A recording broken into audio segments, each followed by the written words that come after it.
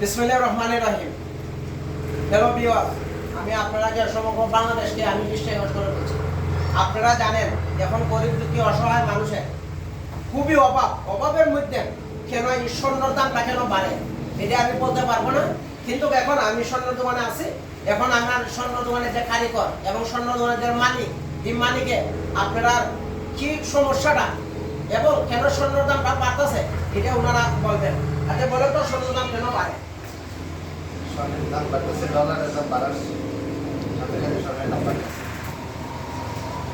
দেশের মধ্যে এই যে একটা যুদ্ধ, এই যে বাংলাদেশে স্বর্ণের দাম বাড়তেছে, কিন্তু স্বর্ণের দাম বাড়াই দিতে সরকার এই দামে এই বাড়ে। আচ্ছা এখন আপনার দোকানে দেন অনেক লোক, আমরা দেখতেছি অনেক লোক কিন্তু স্বর্ণ কেনার জন্য আসে। এখন স্বর্ণ কেনার জন্য আসে না সিটি গোল্ড নেওয়ার জন্য আসে? আপনি বলেন। সিটি গোল্ড বেশি কেনার জন্য আসে, স্বর্ণ কেনার জন্য বেশি আসে না। ধন্যবাদ।